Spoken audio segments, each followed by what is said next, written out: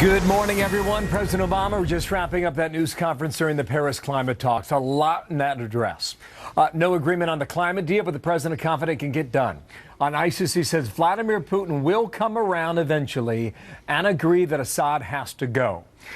Leaders from 150 countries meeting in France. Overshadowing those talks, however, is the fight against ISIS and the terror attacks that took place just about 2 weeks ago in that city. As we say hello to you on a Tuesday, it's moving already. I'm Bill Hemmer. Welcome here to America's Newsroom. Good morning, Bill. Hello, everybody. I'm Martha McCallum. So as we've talked about, the president had quite a bit to say, and a lot of it is going to get a lot of attention today, folks. He was standing in Paris, and he said, despite the current threat from ISIS, climate change could pose as much of a threat, if not more, as terrorism does as we head into the future. Listen to this. If we let the world keep warming as fast as it is, and sea levels rising as fast as they are, and weather patterns keep shifting in more unexpected ways, then before long we are going to have to devote more and more and more of our economic and military resources not to growing opportunity for our people, but to adapting to the various consequences of a changing planet. This is an economic and security imperative that we have to tackle now.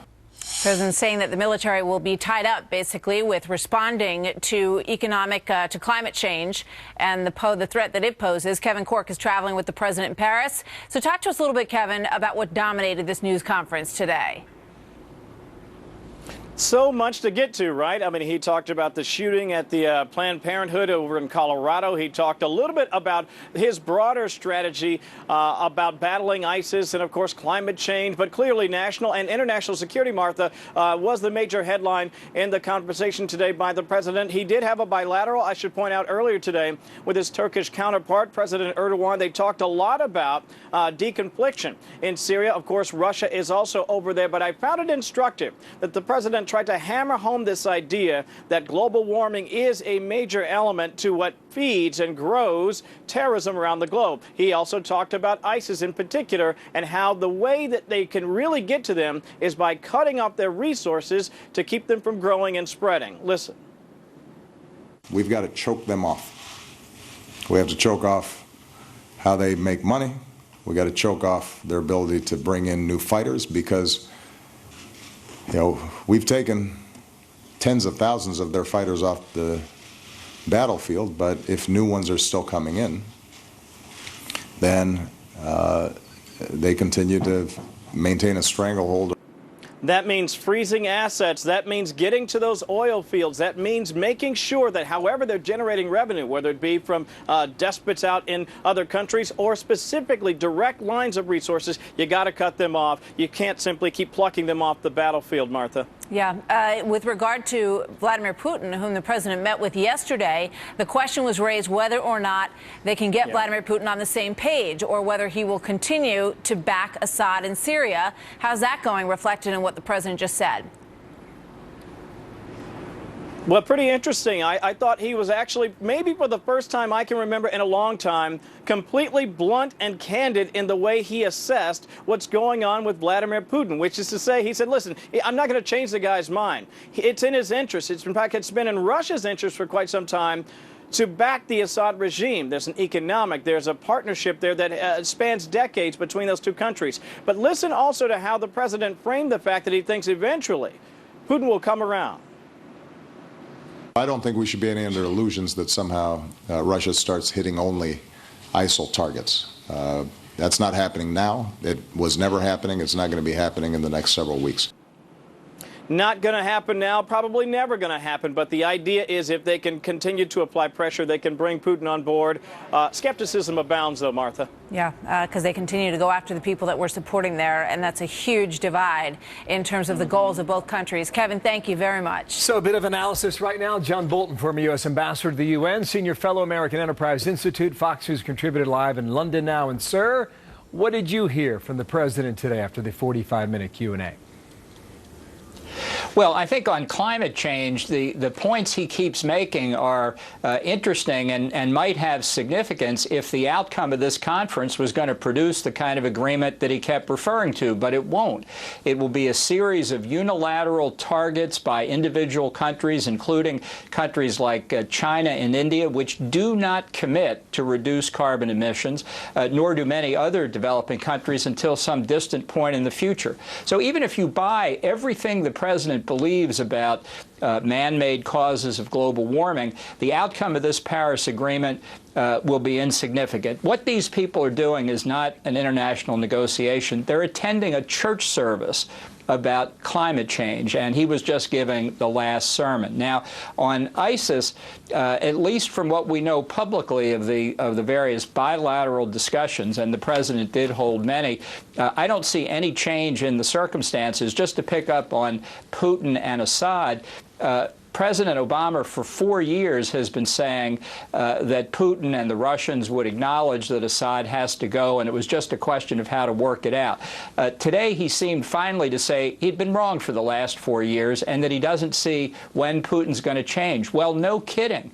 That's why we're in the circumstances we're in part, with a hopelessly contradictory policy. But so at he least on did say, international issues, I didn't see anything new. He did say eventually Putin will come around. That was the phrase he used. This comment will raise some good luck with that.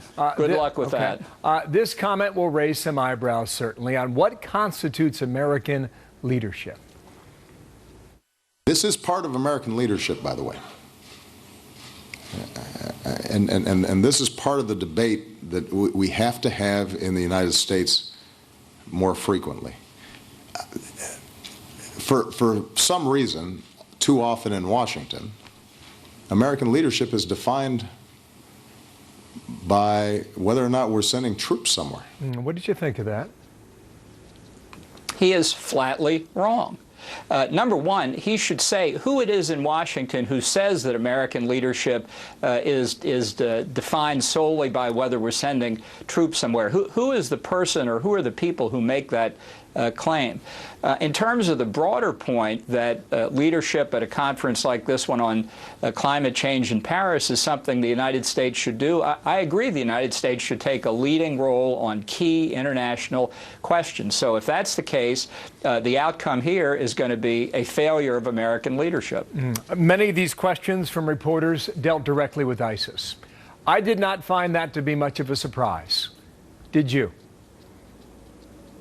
No, I think despite the president's rhetoric repeated at least 3 or 4 times in this press conference and over the past several weeks, that climate change is equal to or greater in importance than ISIS, his top foreign policy priority. I think the press understand that's just not a view shared by anybody outside of the Washington Beltway.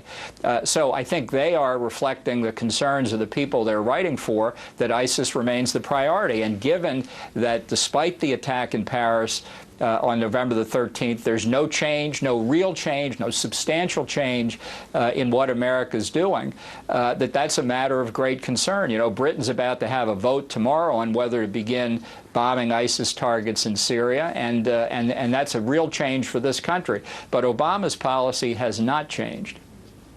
John Bolton, thank you for your time. Out of London, also talk about, sealing that border with Turkey. Easier said than done. That came up as well. There's much to cover on this, and we shall in the coming hours. Thank you, sir. John Bolton there in London with his analysis today. Martha? Bit of a side note in this conversation for you here, as the climate talks come with a little bit of irony.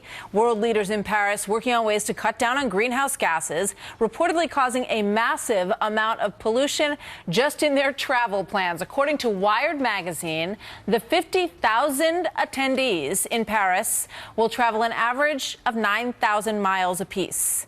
That's quite a carbon footprint, around 300,000 tons of CO2, which is more than 23,000 times the carbon emissions of the average American in an entire year. That's something to think about. You've got a long way to go to get this, and the president admitted that the agreement is not done even as they leave Paris. And you have countries from all over the world with their own agenda. and their own policies and trying to get them on the same page to get a deal that looks like it is a singular agreement that can endure the test of time and can change over time. That is part of the challenge they've had for 25 years. It hasn't happened yet. We'll see whether or not Paris can do it. You spent a lot of time trying to convince everyone in that room and the broader audience that the priority is climate change and that it is connected to the issue of terrorism. And then you've got David Cameron and Francois Hollande in Paris who are clearly on a different page when it comes to ISIS in terms of their motivation and their priorities right now. So we'll see. We're going to look at a little bit more of what the president had to say. It was quite interesting. Yeah, in the meantime, there's a lot to cover back here at home.